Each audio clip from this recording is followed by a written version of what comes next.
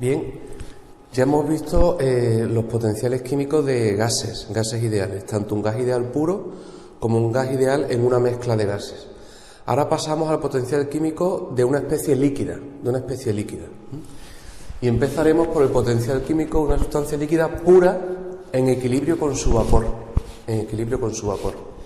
Lo tenéis ahí representado. Aquí está la sustancia líquida pura y aquí está su vapor puro. Están en equilibrio líquido y vapor de una sustancia pura. Sabemos que si están en equilibrio, necesariamente el potencial químico del vapor es igual al potencial químico del líquido. Con lo cual podemos escribir el potencial del líquido puro tiene que ser igual, cuando está en equilibrio, al potencial del gas puro. Pero claro, esto es el potencial de un gas puro. Y el potencial de un gas puro ya lo conocemos, sabemos qué forma tiene. El potencial de un gas puro es el potencial estándar, que es el gas ideal a un bar de presión y a la temperatura que sea, más RT, logaritmo neperiano de la presión a la que está ese gas. ¿Y cuál es la presión? Pues la presión de equilibrio, por tanto la presión de vapor de esa sustancia. Perfecto. Vamos a despejar de aquí porque nos interesa el potencial estándar de un gas puro, dejándolo en función del potencial del líquido puro. Si hacemos eso, este término RT logaritmo neperiano pasaría restando y nos quedaría esta expresión de aquí. ¿De acuerdo? Bien, hemos dejado el potencial estándar de un gas puro, que es el potencial del gas cuando está a un bar, del gas ideal cuando está a un bar, resulta que es igual al potencial del líquido puro cuando está a la temperatura y la presión de vapor, menos RT logaritmo neperiano de la presión. ¿Vale? Luego, allí donde aparezca el potencial estándar de un gas puro, podré ponerlo, si me interesa, esto, porque esto es lo mismo que el potencial estándar. ¿De acuerdo? Lo podré expresar en función del líquido, si me interesa. Muy bien. Entonces, como la presión a la que está el vapor es la presión de vapor, la presión de equilibrio de la sustancia pura, entonces a esa presión, para no confundirnos más adelante, que van a aparecer otras presiones, le ponemos el asterisco, para indicar que nos referimos a la presión de vapor cuando la sustancia es pura, cuando es un líquido, una sustancia pura líquida en equilibrio con su vapor. Por eso le ponemos aquí el asterisco. De manera que siempre que aparezca el potencial estándar de un gas ideal, lo podremos expresar en función del líquido puro a la presión de vapor y RT logaritmo neperiano, presión de vapor de ese líquido puro. Muy bien, esto lo vamos a usar en la siguiente deducción, por eso conviene conservarlo en la cabeza. Muy bien, pues consideremos ahora el caso más completo, Fijaos, tenemos aquí un líquido que es una disolución, es decir, es una mezcla de varios componentes en fase líquida, mezclados. Y por tanto, pues habrá fracción molar de 1, pues es la concentración del componente 1, la fracción molar de 2 y así, todas las composiciones en el líquido. Bien, inicialmente yo solo tengo líquido, pero si encima de esa disolución empiezo a disminuir la presión, llega un momento en que esa disolución empieza a vaporizarse. Entonces todos los componentes del líquido pues empezarán a vaporizarse y obtendré una mezcla gaseosa de los mismos componentes que tengo en el líquido. Cuando se alcance el equilibrio entre ese líquido, esa disolución líquida y esa disolución gaseosa, que es el vapor de esta disolución, pues tendré una cierta composición de los mismos componentes. Ahora, lo que se encuentra experimentalmente es que la fracción molar del componente 1 en el líquido no es igual que en el vapor. Es decir, las concentraciones en el líquido no se mantienen en el vapor. Las concentraciones de los componentes en el líquido y en el vapor son distintas. Uno de estos componentes puede ser mucho más volátil que otro y por tanto aquí estará mucho más concentrado que lo que estaba en disolución, ¿de acuerdo? Luego tendremos que distinguir siempre la fracción molar de un componente en el líquido y la fracción molar de ese componente en el vapor, porque son dos fracciones molares diferentes.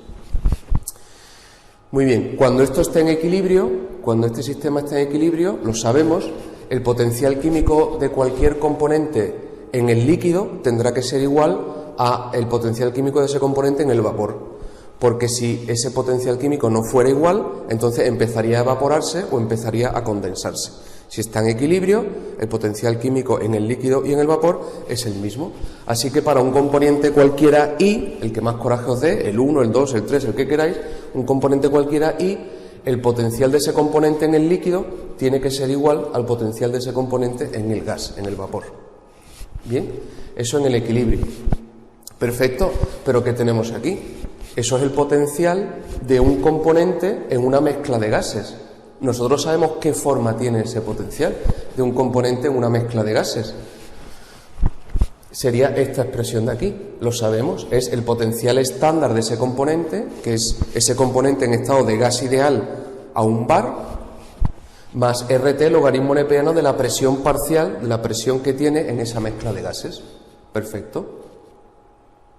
Muy bien, pero fijaos aquí, el potencial estándar que me aparece aquí es el potencial estándar de un gas puro. Y el potencial estándar de un gas puro, en la transparencia anterior, lo hemos dejado en función del potencial del líquido puro. Habíamos visto que era igual al potencial del líquido puro menos RT, logaritmo neperiano de la presión de vapor de ese líquido. Entonces, donde aparece el potencial estándar, sustituyo y pongo esta expresión de aquí. Bien, fijaos que puedo sacar factor común de RT y me quedaría RT de este logaritmo neperiano menos este logaritmo neperiano. La diferencia del logaritmo neperiano es el logaritmo del cociente. Entonces, al hacer el cociente de P sub i partido un bar entre P asterisco partido un bar, el un bar y un bar se me va y me queda directamente esa expresión de ahí. Entonces, fijaos, ¿cuál es el potencial químico de un componente en una disolución que está en equilibrio con su vapor? Pues es el potencial que tendría ese líquido puro, si ese componente estuviera solo, estuviera puro en estado líquido, a la temperatura de la disolución y con la presión de vapor de equilibrio de ese líquido puro con su vapor, más RT, logaritmo neperiano de el cociente de la presión que tiene en la mezcla de gases, la presión parcial, partido la presión que tendría si estuviera esa sustancia sola, el líquido puro en equilibrio con su vapor puro. La presión de vapor que tiene cuando está solo está abajo, la presión que tiene cuando está en disolución es la que está arriba. Esta es la presión en la mezcla y esta es la presión cuando está puro. Bueno, pues esta expresión nos da el potencial que tiene un líquido, un componente en una disolución líquida, en equilibrio con su vapor. Aquí, para verlo quizá un poco más claro, aquí tendríamos la especie pura A, la especie A líquida, en equilibrio con su vapor. Este vapor estará a una presión, que es la presión de vapor, la presión de equilibrio. Pues eso sería nuestro P asterisco, la presión cuando está el líquido puro en equilibrio con su vapor. En cambio, aquí tenemos una mezcla de un componente A y un componente B, una disolución, por tanto, líquida en equilibrio con su vapor. En ese vapor, tanto el componente A como el componente B tendrán una presión parcial. La suma de las presiones parciales me da la presión total. Bien, y entonces la presión parcial de A en esta mezcla, la presión parcial de A, es lo que hemos llamado aquí, P sub i. Esta es la presión que tiene cuando está mezclado en una disolución líquida de equilibrio con su vapor, y esta es la presión cuando está en líquido puro, ese componente líquido puro en equilibrio con su propio vapor. Son presiones distintas, no es lo mismo esta presión que la presión parcial que tiene cuando está mezclado con otro componente. Cambia, esta presión parcial no es igual que la presión pura. Muy bien. Bien, si recordáis, cuando tratamos a los gases, vimos que había un comportamiento límite, que era cuando la presión tendía a cero, en el que todos los gases se comportaban igual. Y a ese comportamiento, universal para todos los gases, le llamamos comportamiento del gas ideal. Ideal porque nunca puedes estar a presión cero. Pero sabemos que a bajas presiones o a presiones moderadas, los gases se comportan prácticamente igual que el comportamiento ideal. Luego, ese comportamiento, aunque es ideal, nos es útil para el tratamiento de gases reales. Bien, pues sería también muy conveniente poder definir un estado ideal que nos sirva de referencia para una disolución. Entonces hay dos modelos. Igual que para el gas solo hay uno, que es el modelo de gas ideal, para las disoluciones hay dos modelos. Lo que se llama la disolución ideal y lo que se llama disolución diluida ideal. Son dos modelos ideales, o sea, no se dan exactamente en la realidad, pero son como un límite al que se aproximan las disoluciones si cumplen unas determinadas condiciones. Y nos son tremendamente útiles. Entonces vamos a ver en qué consisten estos modelos ideales de referencia. Primero veremos el ideal y después el diluido ideal. Bien, una disolución ideal. Vamos a partir de un concepto molecular. Ya sabemos que esto cae fuera de lo que es la termodinámica clásica, pero nos ayuda a entender a qué nos referimos cuando decimos disolución ideal desde un punto de vista microscópico, molecular. Nos ayuda. ¿Cómo sería una disolución ideal? Pues sería aquella disolución formada por, imaginaos dos componentes, ¿no? Una disolución formada a partir de dos componentes. Bueno, pues esos componentes son tan parecidos entre sí que las interacciones entre ellos son prácticamente igual a la interacción que tiene cada uno consigo mismo. De alguna manera es como si estuviera añadiendo el mismo componente sobre él mismo. Son tan parecidos que es como si fueran iguales. Interaccionan del mismo modo con el otro que consigo mismo. Con lo cual, cuando los junto, cuando los uno, cuando los mezclo, no noto ninguna diferencia. Es como si mezclara agua con agua. Si mezclo agua con agua, si yo tengo 50 mililitros de agua y 50 mililitros de agua, cuando los mezcle, ¿qué voy a tener? 100 mililitros de agua. Ahí no hay volumen de mezcla.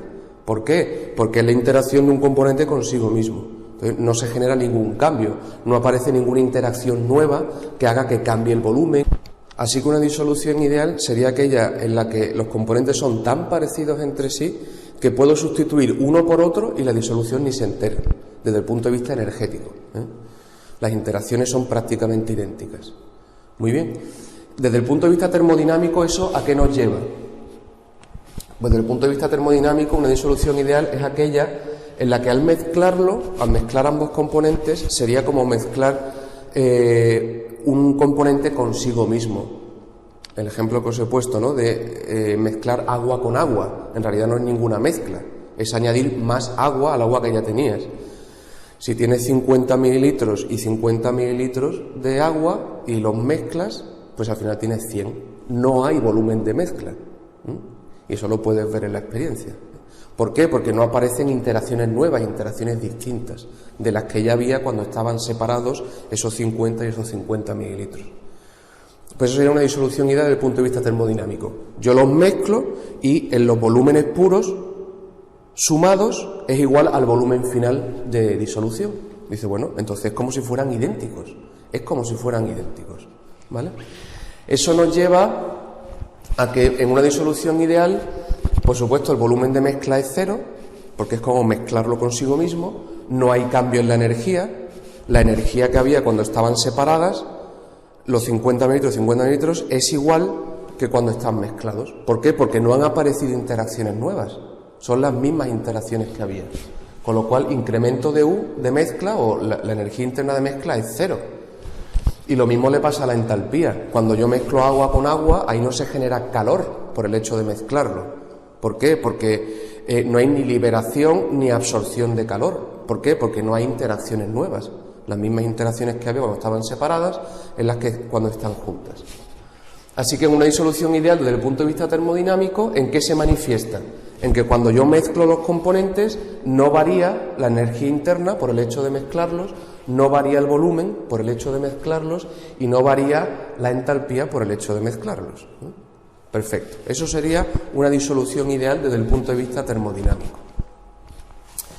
Muy bien. Bien, esta disolución no existe en sentido estricto. Siempre que yo mezcle dos componentes que sean realmente distintos, siempre voy a experimentar, aunque sea muy pequeño, un cambio de energía, un cambio de volumen, un cambio de entalpía, al mezclarlos, ¿no? esas magnitudes de mezcla. Pero sí que es verdad que hay algunas disoluciones que se acercan mucho, que se acercan mucho. Pensad que tenéis varios ejemplos. Por ejemplo, una mezcla de benceno-tolueno. Pues el benceno y el tolueno son prácticamente idénticos. Y las interacciones benceno-benceno, tolueno-tolueno y benceno-tolueno son prácticamente iguales, son muy parecidas. Pensad, por ejemplo, en heptano y octano. Pues si yo tengo una mezcla de heptano y octano, son prácticamente idénticos. Del mismo modo, por ejemplo, cloroetano o bromoetano. Solo la única diferencia es que es un cloro o un bromo. Pues van a ser prácticamente idénticos. Químicamente se comportan muy parecido, ¿no? El tetrametilmetano o el tetrametilsilano. Pues estos son 4 metilos alrededor de un átomo central que es carbono o silicio, pues son prácticamente idénticos.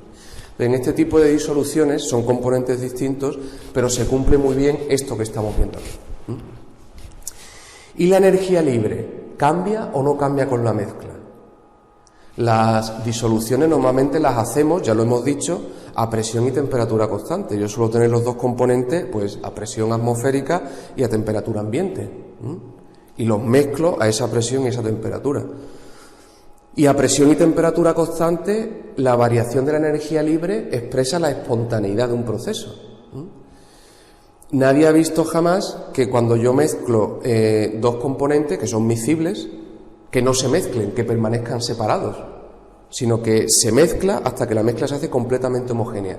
Y esa mezcla se hace de modo espontáneo, yo no tengo que hacer nada, se van a mezclar por sí mismos. Luego, evidentemente, es un proceso, la mezcla es un proceso espontáneo. Por tanto, como es AP y T constante, incremento de G no va a ser cero, que eso sería equilibrio. Incremento de G va a ser negativo. Y lo que se observa experimentalmente, es que esa energía libre de mezcla,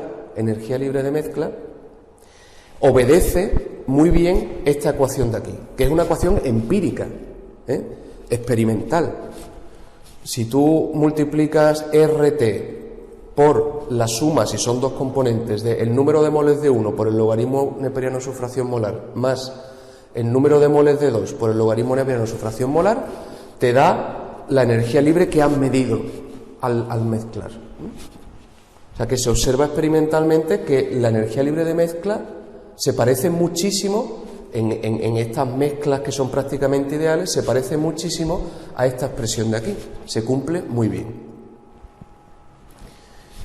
Muy bien, y aquí tenéis un ejemplo, una disolución de ciclopentano y ciclohexano a 25 grados y una atmósfera. Pues son prácticamente iguales, ¿no? Un ciclopentano y un ciclohexano.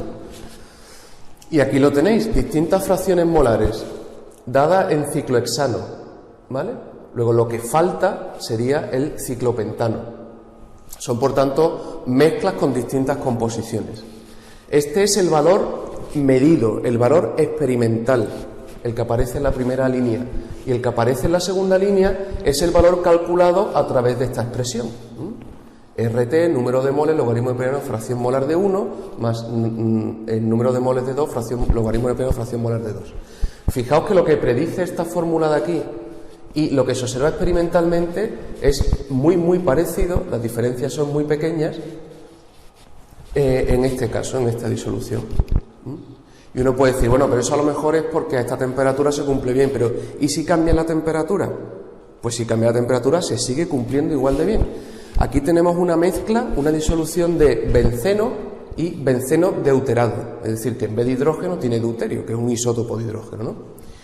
Con lo cual, esto es que son prácticamente idénticos. Y efectivamente, para una mezcla de 0,505, o sea, el 50%, a distintas temperaturas se sigue cumpliendo. Esto es lo que yo observo experimentalmente y esto es lo que calculo a partir de esta expresión. Entonces, fijaos que son tremendamente parecidos. Es decir, que estas disoluciones en las que ambos componentes se parecen mucho entre sí, están apuntando en el límite, están apuntando a este comportamiento de aquí. Luego, aquella disolución que cumpla este comportamiento, diremos que es una disolución ideal desde el punto de vista termodinámico. Si quisiéramos saber cuánto varía la entropía, fijaos que como es un proceso espontáneo, y yo puedo considerar el sistema aislado, puedo hacer la mezcla de un modo aislado, sé que se va a producir de modo espontáneo, no, necesariamente el incremento de entropía va a ser positivo. Va a ser positivo. Aparte que sabemos que la entropía está relacionada con el desorden. Está más desordenada una disolución cuando he mezclado dos componentes que se mezclan entre ellos y por tanto pues hay mucho desorden, que cuando estaban tranquilamente separaditos, una especie pura por un lado y otra especie pura por otro lado. Hay más desorden, más mezcla cuando los mezclamos, obviamente, y por tanto aumenta la entropía.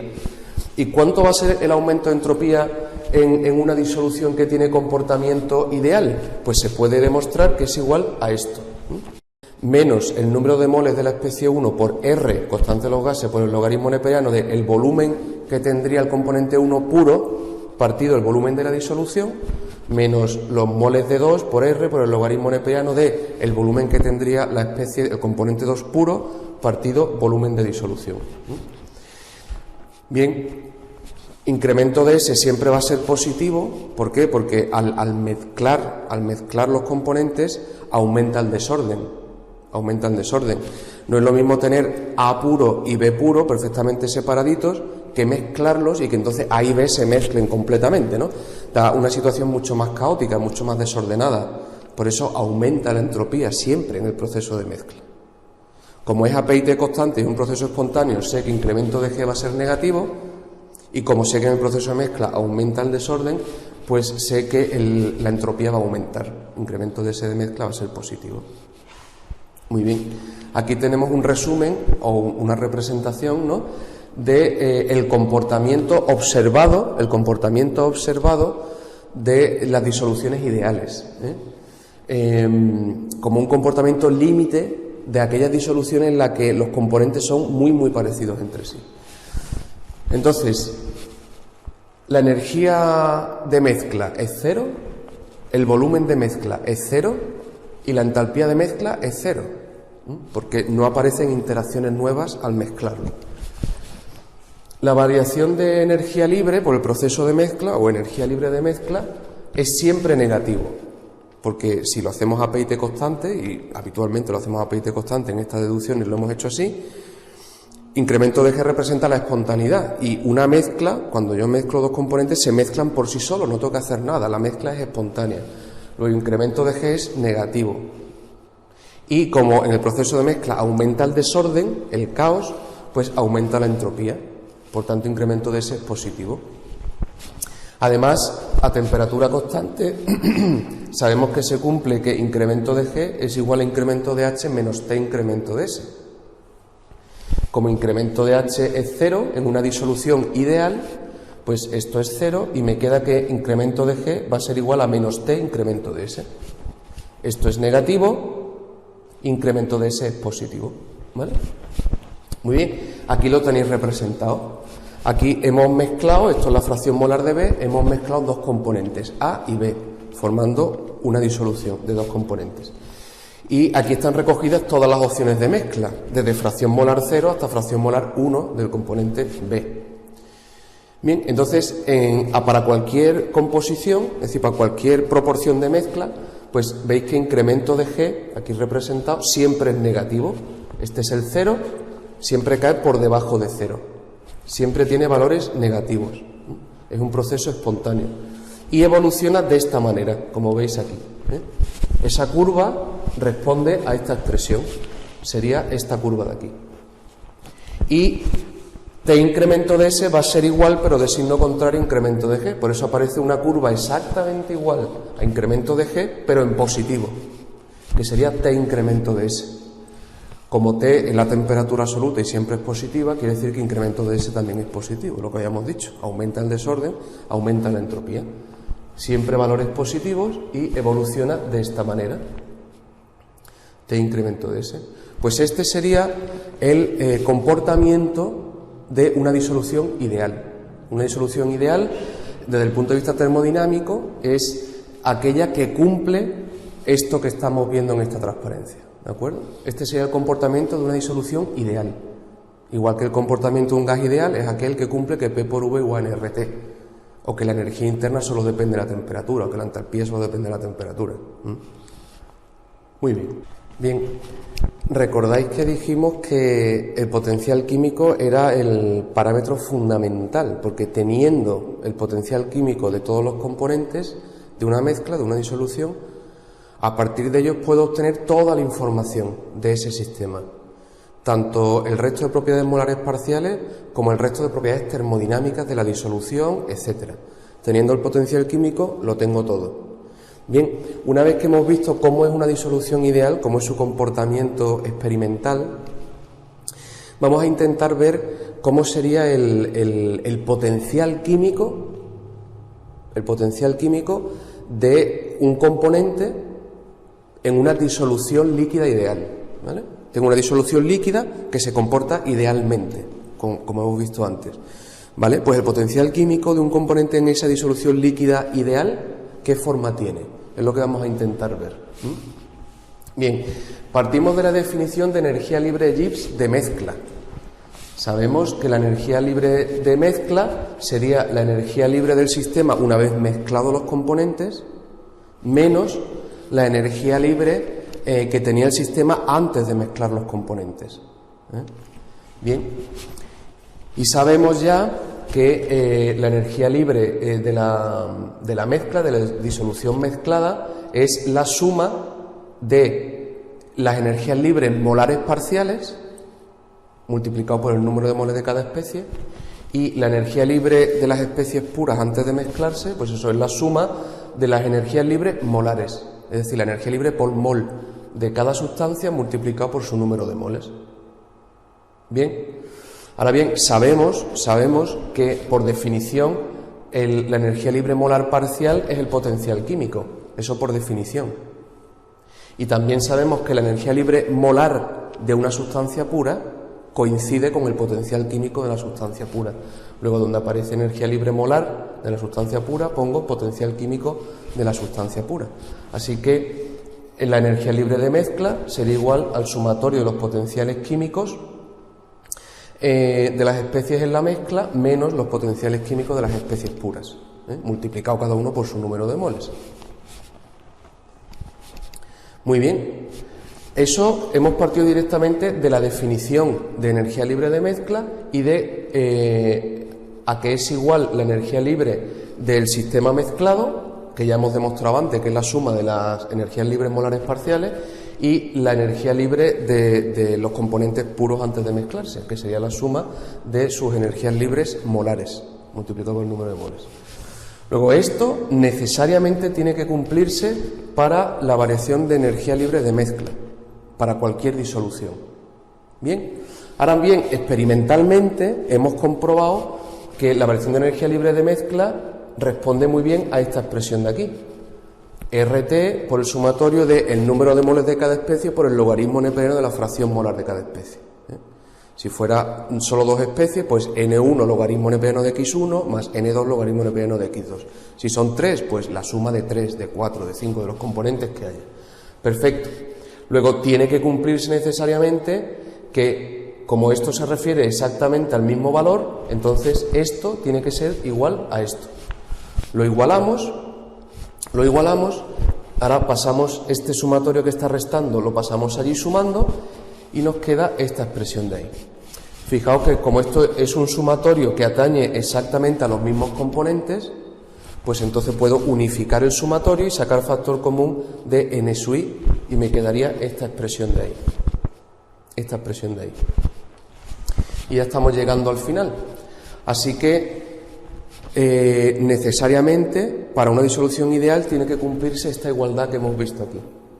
El único modo de que este sumatorio sea igual a este sumatorio siempre a cualquier composición y para cualquier mezcla es que este potencial que aparece aquí, nu sub i, sea igual a esto que aparece entre paréntesis, ¿vale? Porque nu sub i es igual a nu sub i. Luego lo que multiplica nu sub i tiene que ser igual a lo que multiplica nu sub i a ambos lados, Así que me queda que el potencial químico de una especie en una mezcla, en una disolución ideal, es igual al potencial de esa especie pura más RT logaritmo neperiano de la fracción molar de esa especie. O sea que hemos obtenido efectivamente el potencial químico para un componente en una disolución ideal,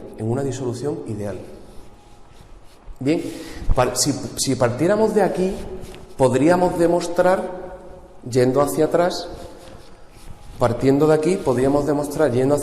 que la energía libre de mezcla es igual a RT por el sumatorio del número de moles, logaritmo neperiano de las fracciones molares. Esa ecuación empírica que habíamos obtenido de la experiencia. Partiendo de aquí, llegamos a esa ecuación empírica. De manera que, en vez de adoptar como criterio de idealidad la ecuación empírica, adoptamos este criterio, que es más una definición. Así que definimos termodinámicamente una disolución ideal, esta es la definición definitiva. Definimos termodinámicamente una disolución ideal como aquella disolución en la que el potencial químico de todos los componentes que tenga la disolución, el potencial químico de todos y cada uno de los componentes, cumple esta expresión de aquí, para cualquier composición a una determinada temperatura y presión.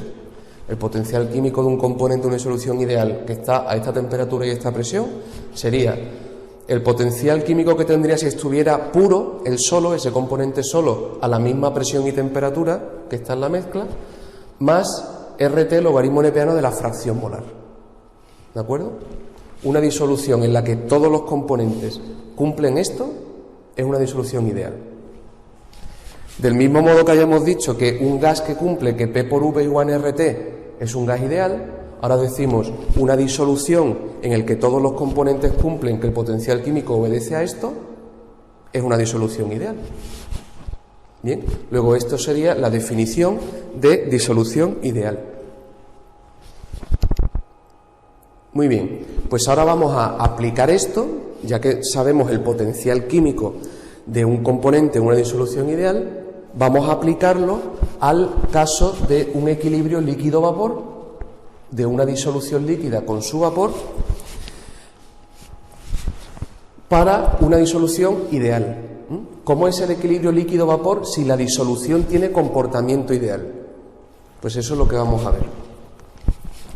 Bien, el potencial químico de un componente líquido en cualquier disolución en equilibrio con su vapor, eso ya lo habíamos determinado antes, era igual a esto, eso ya lo habíamos decidido. Eso para cualquier disolución, sea ideal o no sea ideal.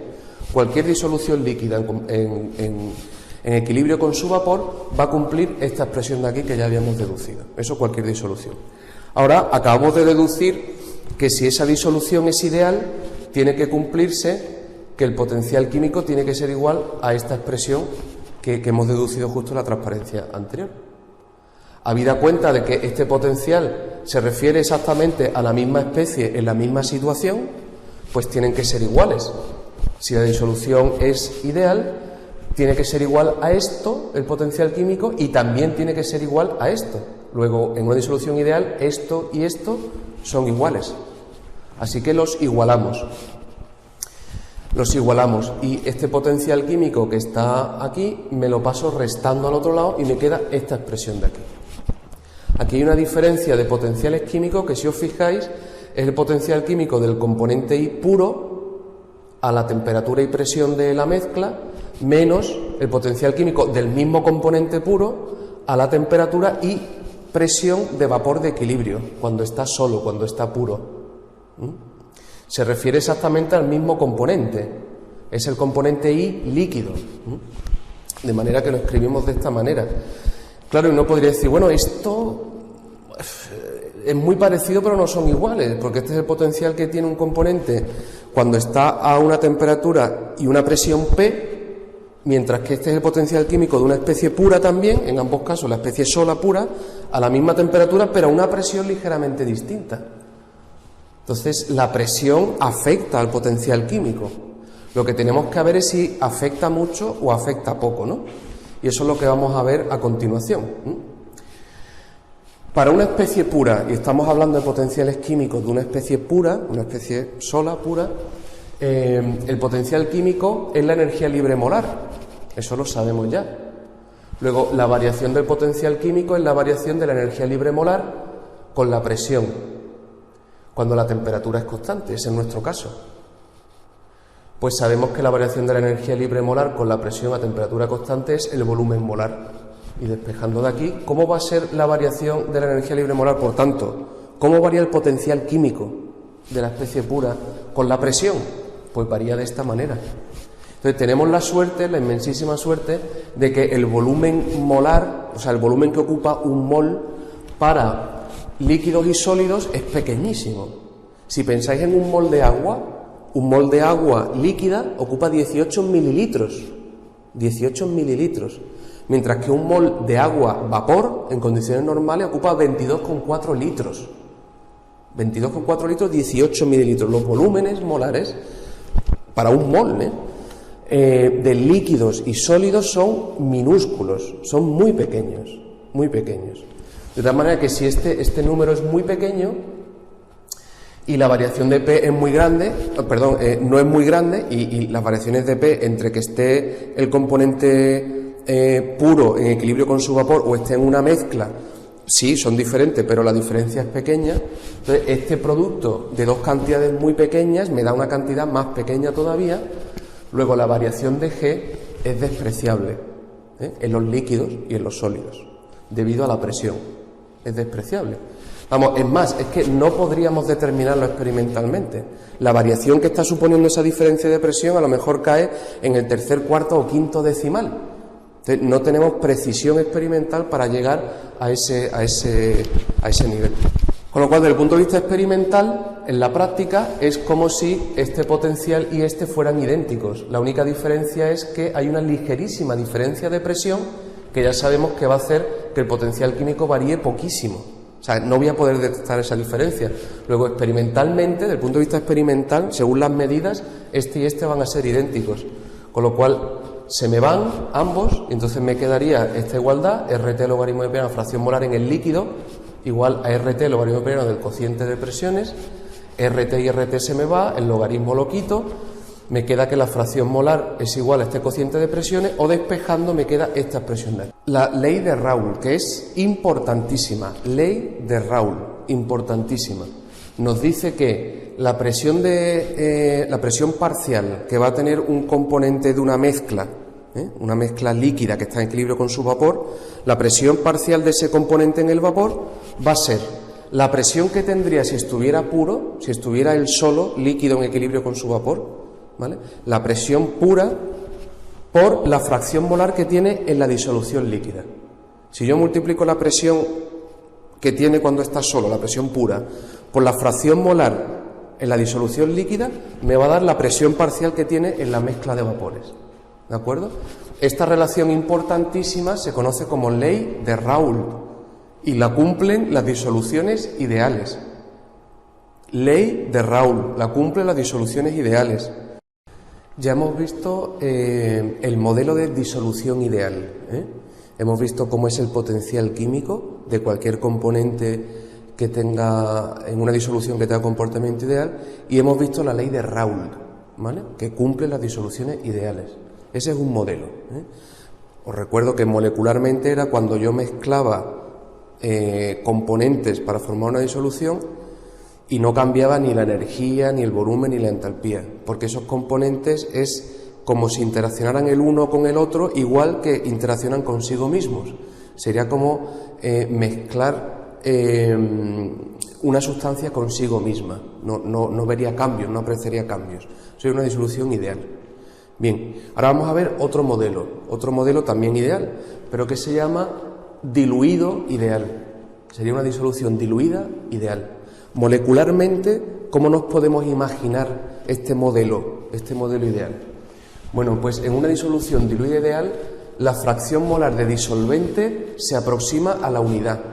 Es decir, sería una disolución en la que el disolvente es prácticamente puro y tiene solo unas pequeñísimas trazas de soluto.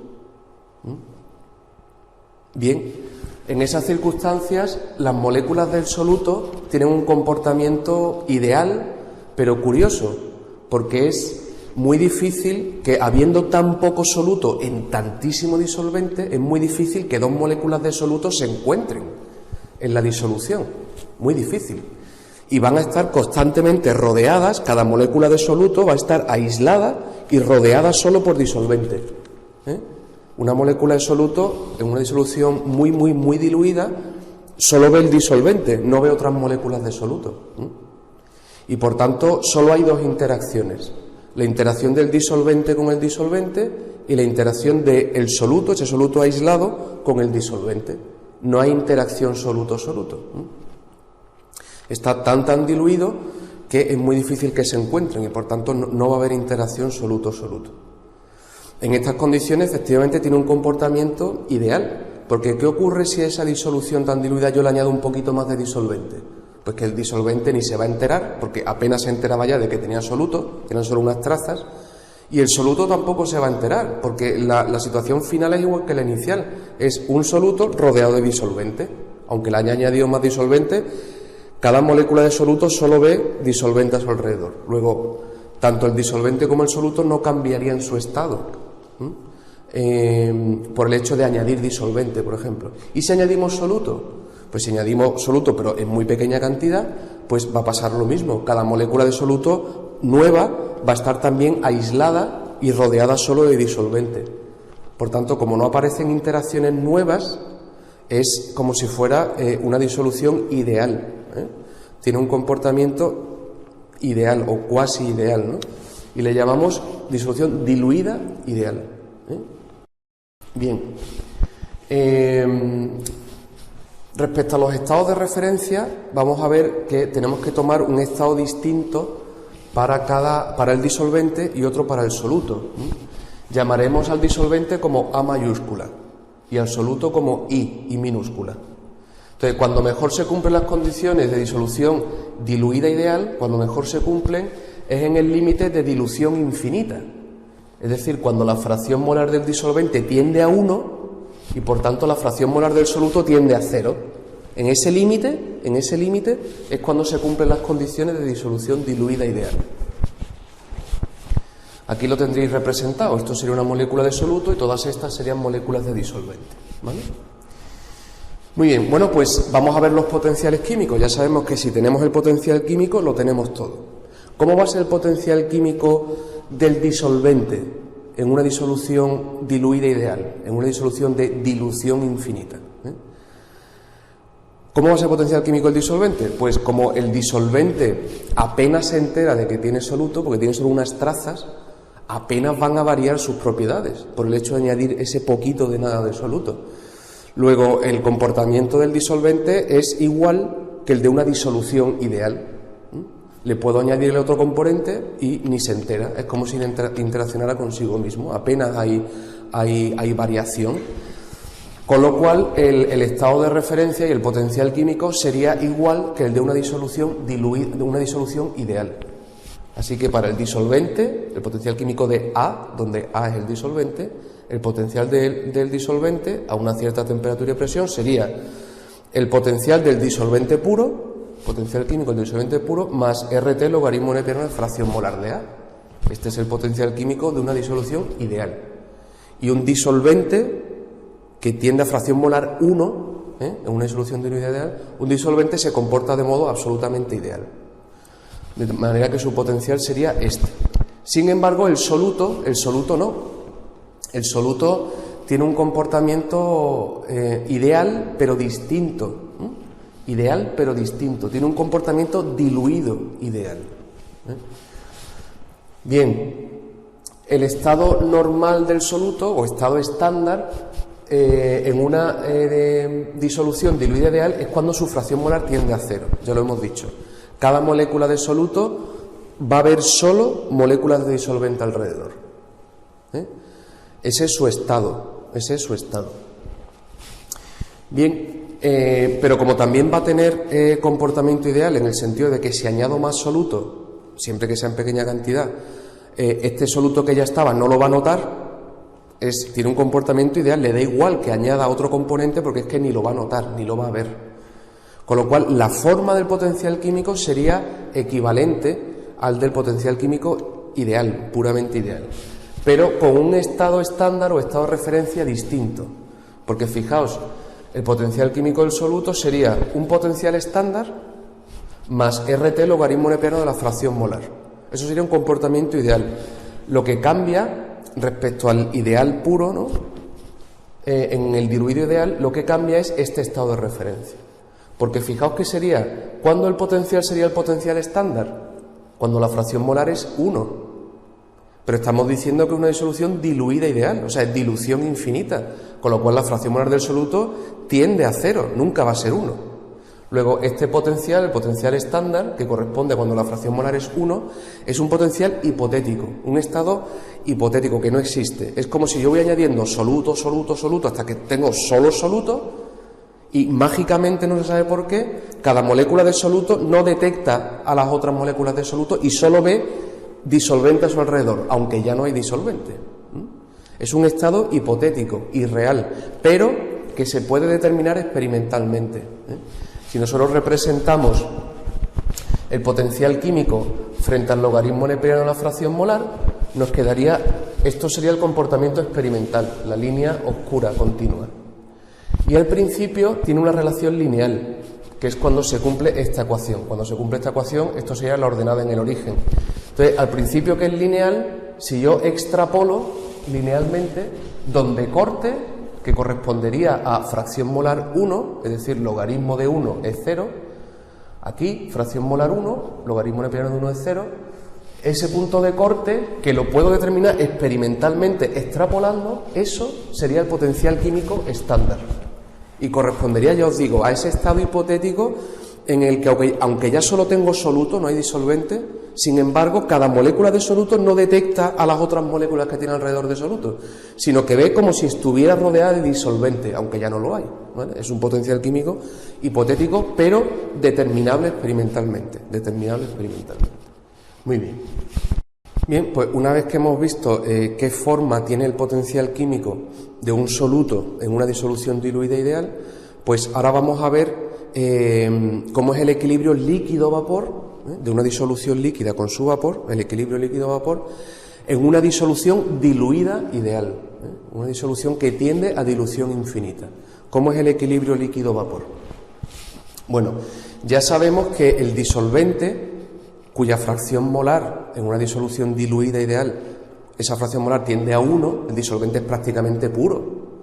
Si es prácticamente puro, se va a comportar como una disolución ideal. Apenas se entera de que tiene soluto, apenas varía en su comportamiento respecto al estado de disolvente puro. Y por tanto, lo que va a seguir es el comportamiento puramente ideal. Y por tanto, la ley de Raoult. Sabemos que la presión de vapor del disolvente va a ser igual a la presión que tendría puro multiplicado por la fracción molar que hay en el líquido. Esa es la ley de Raoult.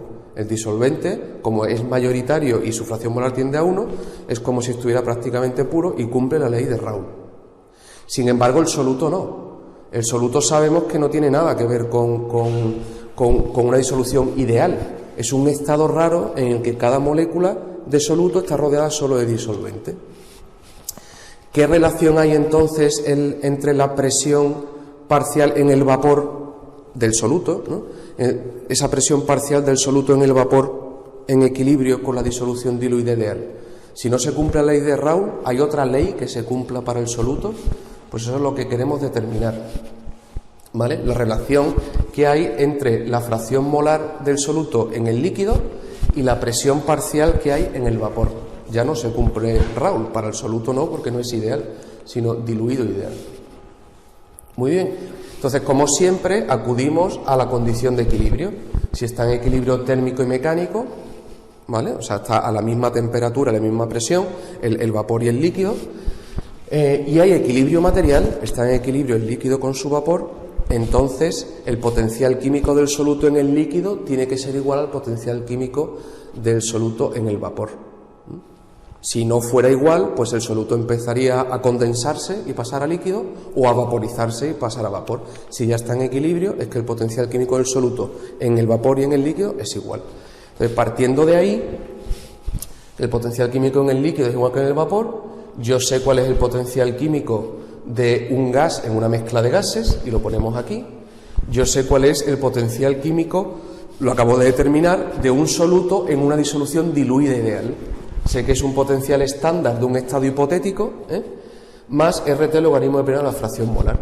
Entonces, despejando, el potencial estándar del vapor me lo llevo aquí restando, y RT me lo llevo para allá, de tal manera que RT logaritmo de periano pasaría restando, la resta de logaritmo es el logaritmo del cociente, entonces la fracción molar pasa dividiendo, ¿vale? Y el RT que está multiplicando lo paso al otro lado dividiendo. Lo único que he hecho es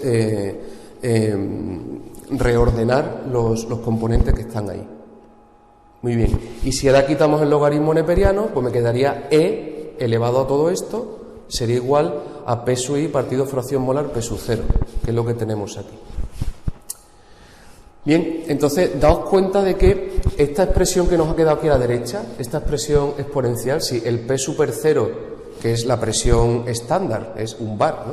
Me la llevo aquí multiplicando, esa expresión, esta exponencial por P sub 0, es una expresión que solo depende de la presión y de la temperatura, porque el potencial químico estándar en un líquido depende de P y de T. Bien, pero si estamos a T y P constantes, y es lo habitual cuando hacemos disoluciones, si hacemos la disolución, hacemos la mezcla de componentes a T y P constantes, pues entonces este término es constante en esa circunstancia, solo depende de P y T. Entonces a ese término, así tan complejo y tan raro, le llamamos sencillamente K. ¿Por qué? Porque es una constante, a T y P. Dependerá de a qué temperatura y presión esté, pero si no varía ni la temperatura ni la presión, es un valor constante, K. Así que, sustituyendo ahí, P super 0 por esto vale K, y ahora esto pasa allí multiplicando y nos queda esta expresión. La presión parcial en el vapor, en equilibrio con la disolución líquida, la presión parcial del soluto, en una disolución diluida ideal, la presión parcial en el vapor del soluto va a ser igual a la fracción molar del soluto en el líquido por una constante. A esta relación le llamamos ley de Henry y es muy importante. Igual de importante que la ley de Raoult para las disoluciones diluidas. Para las disoluciones diluidas ideales, cumplen la ley de Henry. Las disoluciones ideales cumplen la ley de Raoult, ¿vale? Ideales, ley de Raoult. Diluidas ideales, ley de Henry. El soluto en las diluidas ideales. ¿Ok? Muy bien. Perfecto. Entonces, fijaos que la ley de Henry y la ley de Raoult son prácticamente idénticas. Lo único que cambia es que en la ley de Raoult, en vez de ser una constante, K es la presión del componente puro líquido en equilibrio con su vapor, o sea, sería la presión de vapor del componente puro, que es una constante, ¿no? Pero es la presión del componente puro. Aquí ya no es la presión del componente puro, es otro valor constante al que llamamos K, pero es la única diferencia, porque el resto, esto es la fracción molar del componente en el líquido, igual que en la ley de Raoult, y esto es la presión parcial en el vapor, igual que en la ley de Raoult. Estos dos términos son idénticos en la ley de Raoult y la ley de Henry. Solo varía este término de aquí. En la ley de Raoult es la presión de vapor del componente puro, y aquí no es la presión del componente puro. Es un valor constante que le llamamos K, constante de Henry. Perfecto. Muy bien. Tiene unidades de presión, porque una fracción molar no tiene unidades, y como esto tiene unidades de presión, esta multiplicación tiene que tener unidades de presión. Como esto no tiene unidades, esto tiene unidades de presión. Muy bien, y le llamamos eso, ley de Henry. Muy importante, ¿de acuerdo? Una aplicación que tiene esto de la ley de Henry es, por ejemplo, en la solubilidad de gases en líquidos. Eso puede tener mucha importancia, por ejemplo, en la solubilidad de oxígeno en sangre, por ejemplo, ¿no? Pero también en disoluciones comerciales, por ejemplo, la Coca-Cola, la Fanta, la tónica, llevan anhídrido carbónico, que son esas burbujitas que salen, ¿no? El champán, lo que queráis, ¿no? Que burbujea, tiene anhídrido carbónico, CO2, dióxido de carbono. Bien, y te interesa, como fabricante, pues tener una determinada cantidad de anhídrido carbónico disuelto en el líquido, en la Coca-Cola, en la Fanta, en lo que corresponda, ¿no? ¿Cómo puedo alcanzar esa disolución, porque los gases se disuelven muy difícil en agua, en disoluciones acuosas, ¿no? ¿Cómo lo alcanzo? Pues aumentando la presión exterior, ¿eh? Si de la ley de Henry la K la paso aquí dividiendo, me quedaría aquí K menos 1, K elevado a menos 1. Entonces la fracción molar disuelta, que es lo que me interesa, cuánto voy a tener disuelto en el líquido, va a ser la presión parcial que haya afuera, la presión parcial, multiplicado por K menos 1. Bien, conforme aumento la presión, aumenta la fracción disuelta en el líquido. Si quiero aumentar la fracción disuelta en el líquido, aumentar la concentración en el líquido, tengo que aumentar la presión exterior. Bien, esto es K menos 1, o sea, 1 partido por K. Aquellos componentes cuya constante de Henry, K, sea más pequeña, como es 1 partido por K, te dará una fracción molar mayor. 1 partido por algo pequeño te queda algo grande. Para una misma presión, una K pequeña hace que este término sea grande y por una misma presión, multiplicado por algo grande, te queda una fracción grande. Si K es muy grande, entonces 1 partido por K es pequeño y la misma presión multiplicado por algo pequeño te queda una fracción molar pequeña. Así que me interesa que la constante de Henry sea lo más pequeña posible. De esa manera, para una misma presión, tengo más gas disuelto en el líquido. Aquí tenéis varios valores de las constantes de Henry en agua. Veis que está expresado en kilobares, en miles de bares, ¿no? Bien, ¿cuál sería el más soluble en agua de hidrógeno, nitrógeno, oxígeno, monóxido de carbono, argón, metano, etano? Pues el que tenga la constante de Henry más baja, y el que tiene la constante de Henry más baja es el etano. El etano se disuelve gas en agua líquida mejor que todos los demás. Y los que peor se disuelven en agua, pues los que tienen la constante más alta. Por ejemplo, el nitrógeno y el hidrógeno se disuelven peor. Y ahora fijaos, comparar el agua como disolvente con el benceno. Los mismos componentes para disolver, pero el disolvente ahora en vez de ser agua es benceno. Las constantes son muchísimo más pequeñas que en el agua. Como son mucho más pequeñas, quiere decir que se disuelve mucho mejor. Yo puedo disolver mucho más gas en benceno que en agua.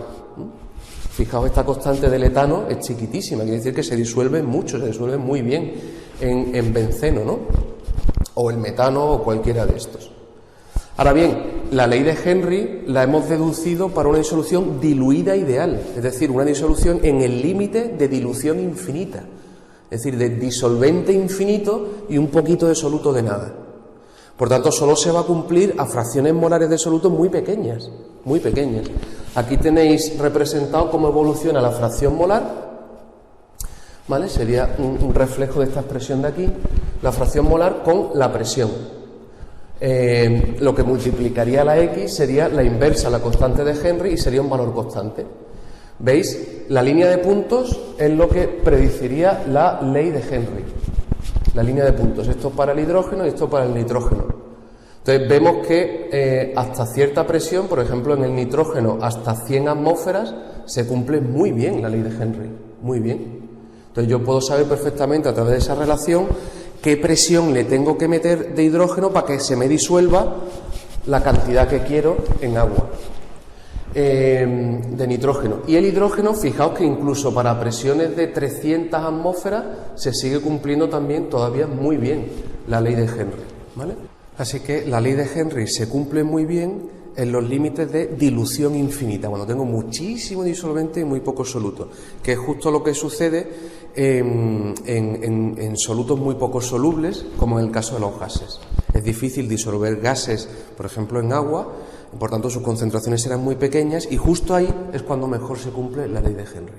Bien, antes de terminar con la disolución diluida ideal, vamos a dar un pequeño pasito más y para tratar de ver ese potencial estándar hipotético que hemos encontrado para el soluto en ese estado tan raro de dilución infinita, si lo podríamos calcular de alguna manera, ¿no?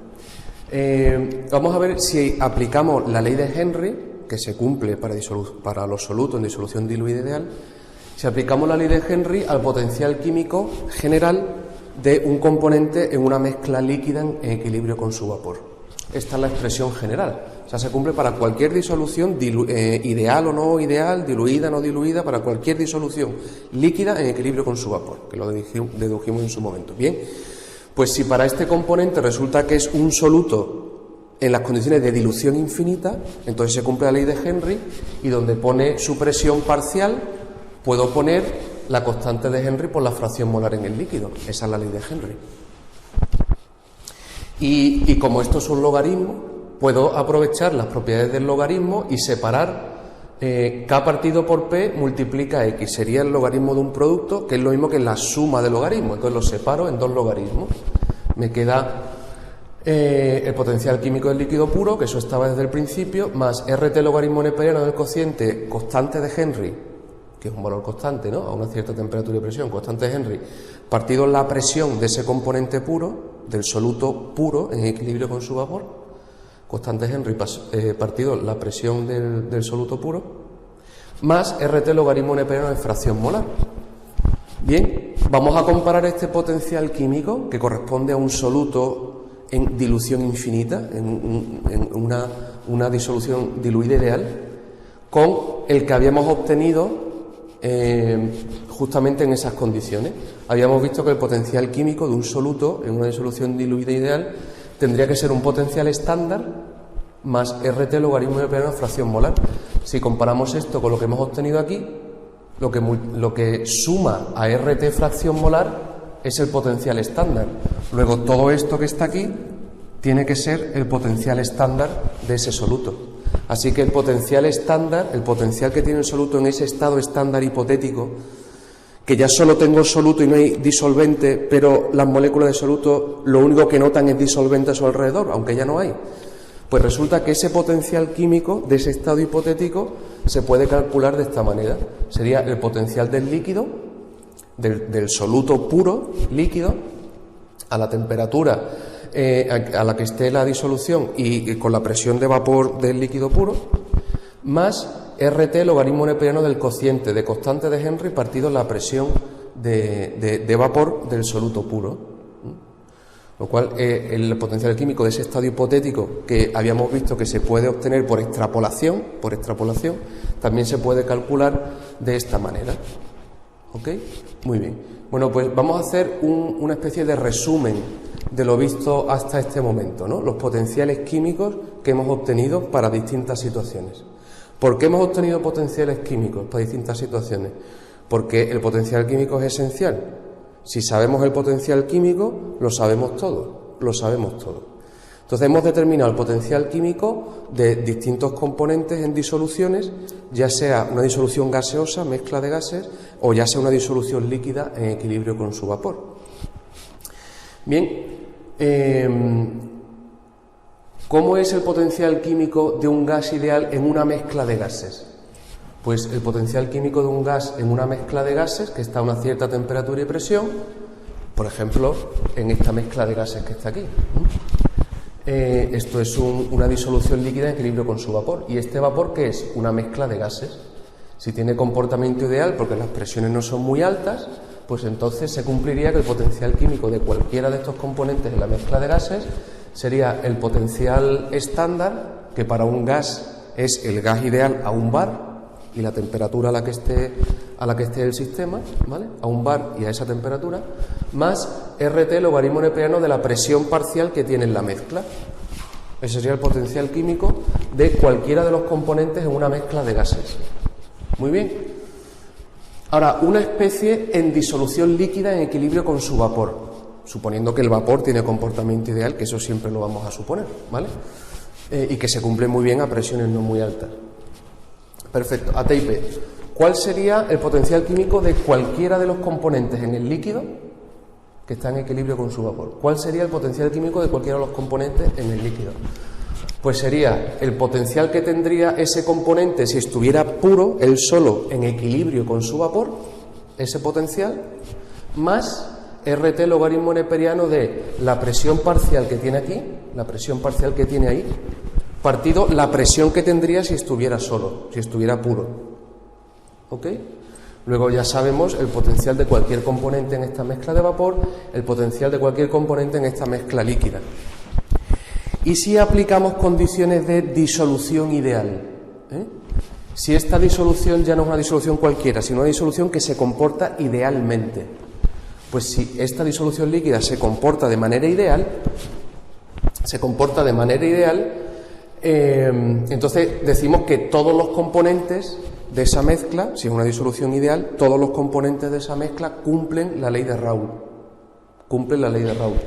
La ley de Raoult nos dice que la presión parcial que tienen aquí en la mezcla de vapor va a ser la fracción molar que tienen en el líquido por la presión que tendrían si estuvieran puros, si estuvieran solos.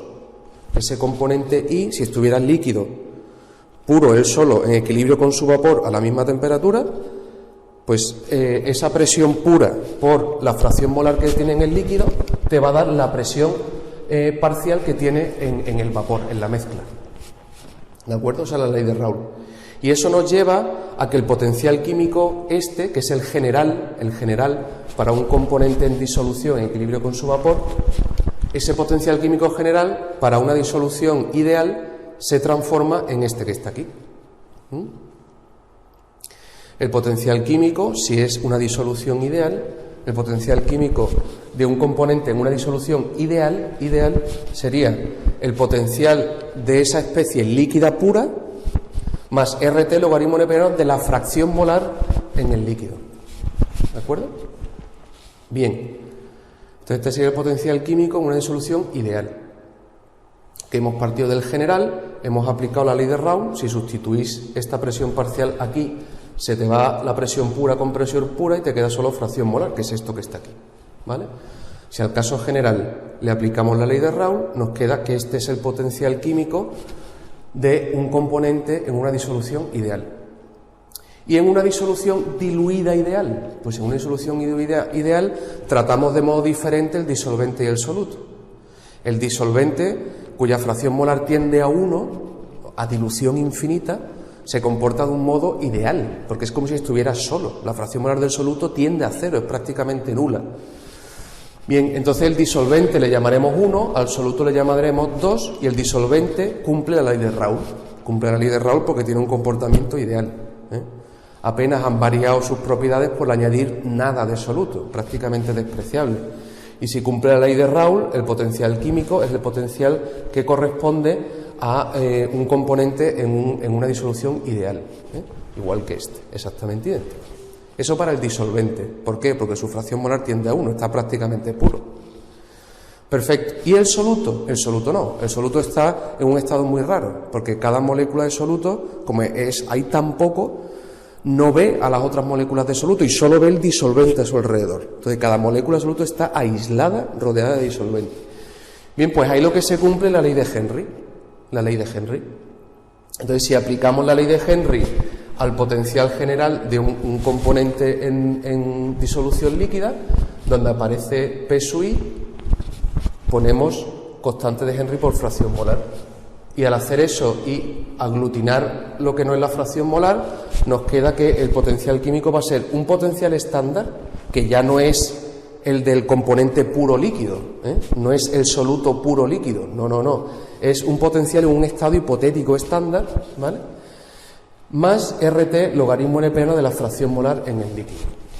Fijaos que tanto el disolvente como el soluto, la estructura del potencial químico es idéntica, el potencial químico va a ser igual a RT logaritmo neperiano de la fracción molar, eso en ambos casos, más un potencial estándar, que si es el disolvente, el estado estándar es el disolvente puro, y si es el soluto, en una disolución diluida ideal, ya no es el soluto puro, es el soluto en ese estado hipotético, ¿vale?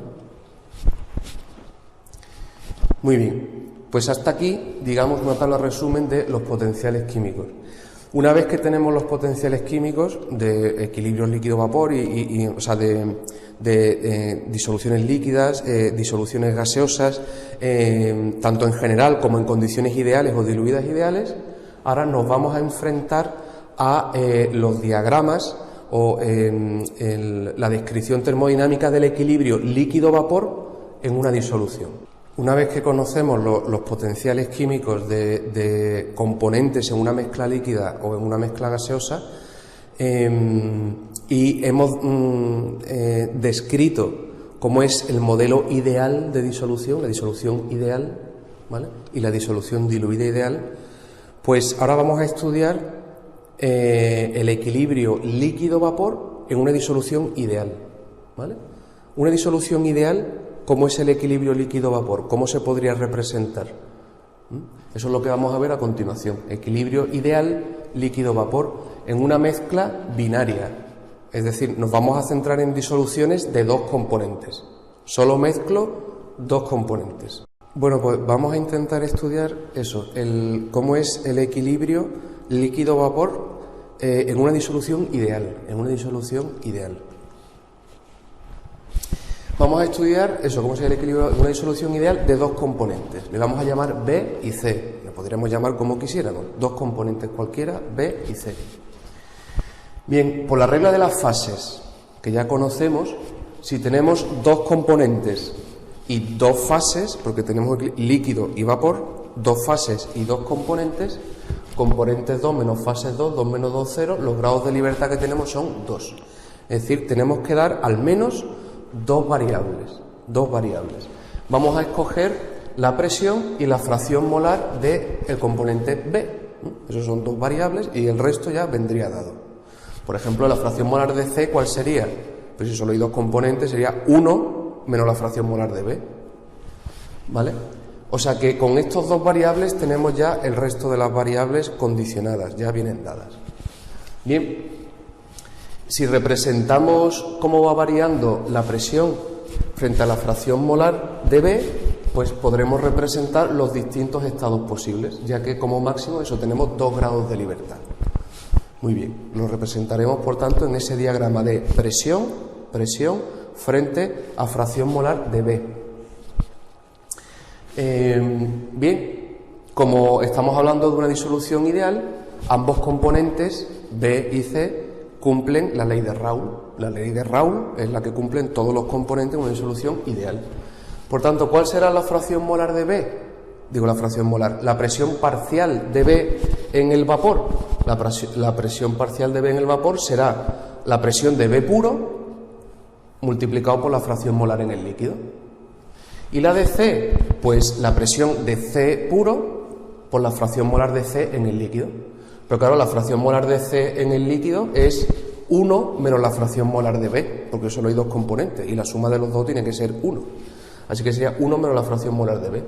Si representamos aquí, en este diagrama, la presión parcial de B frente a la fracción molar de B y la presión parcial de C frente a la fracción molar de B, nos quedarían estas dos líneas rectas. ¿Veis? Esta es la fracción molar de B en el líquido y va de 0, es decir, cuando no hay nada de B, entonces C puro, a fracción molar 1, que es cuando es B puro y no hay nada de C. Claro, cuando es B puro y no hay nada de C, la presión que le corresponde es la presión de B puro. Esta presión de aquí, cuando la fracción molar de B es 1 puro, la presión es la presión de B puro. Bien, y cuando es 0, si la fracción molar es 0, la presión es 0. Claro, si no hay B, no puede haber presión de vapor de B. No hay B.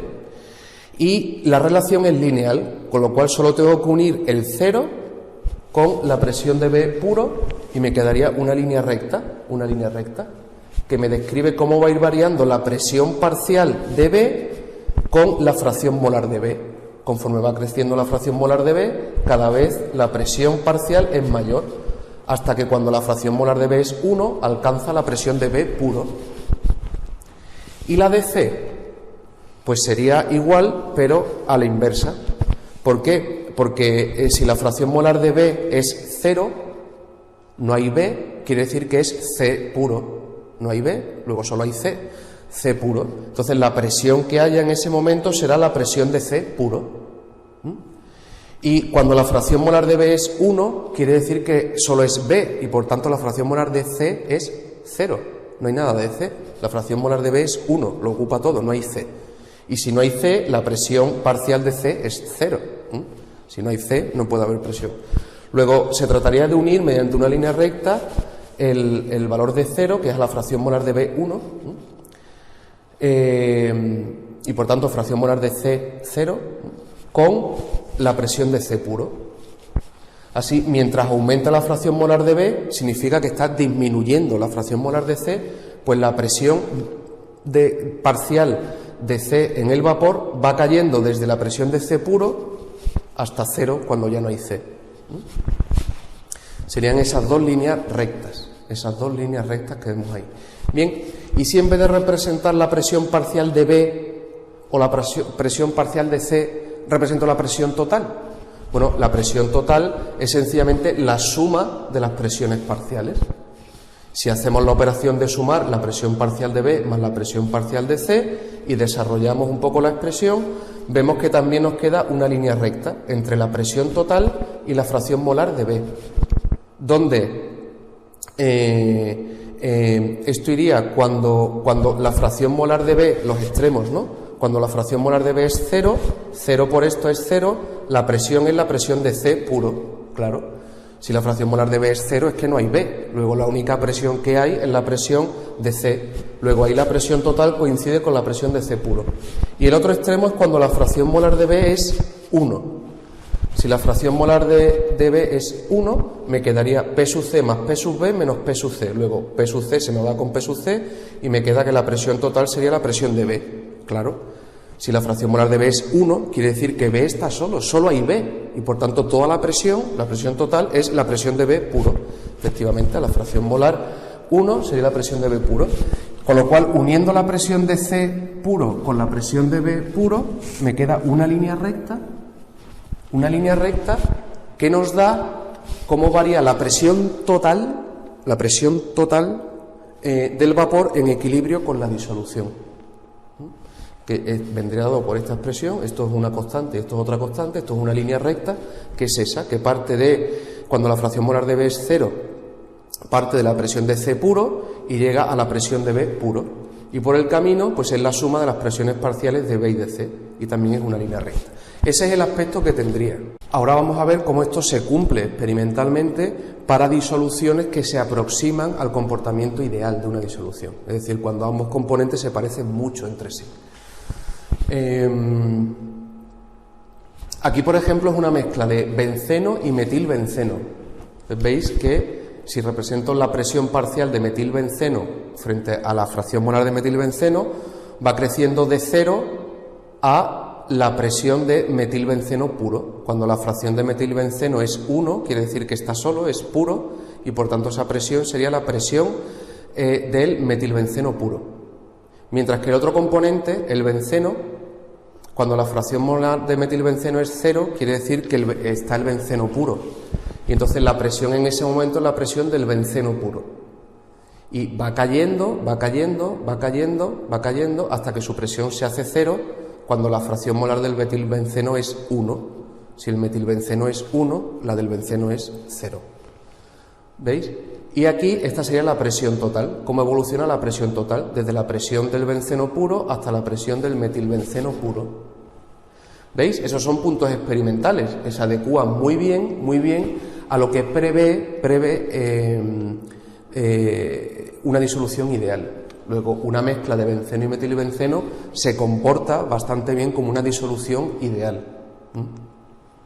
Aquí tenemos otra mezcla muy parecida, tolueno-benceno, pues son muy parecidos el tolueno y el benceno, y efectivamente vemos, esta es la fracción molar del benceno, por tanto, a fracción molar del benceno 1 es benceno puro, esta sería la presión de vapor del benceno puro.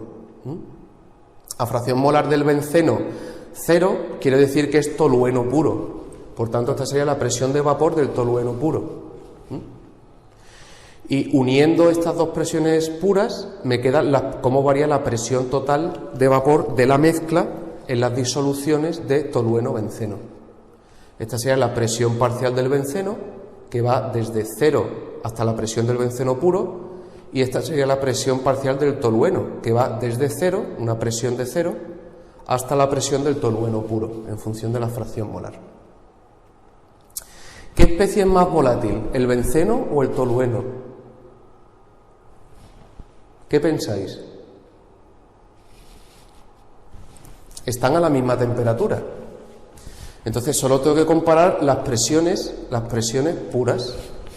Si a una cierta temperatura, la misma para los dos, el benceno es capaz de generar vapor suficiente para llegar a una presión de 94, mientras que el tolueno genera vapor pero solo hasta una presión de 29, quiere decir que el benceno se ha evaporado mucho más. Hay mucho más vapor de benceno, que hace que la presión sea mayor, claro. Luego el benceno, a esa temperatura a la que están, es más volátil que el tolueno. ¿Por qué? Porque se ha evaporado más y por tanto su presión es mayor. Este se ha evaporado menos y su presión es menor. ¿Cuál es más volátil? Claramente el benceno. Aquí otro ejemplo experimental, ¿no?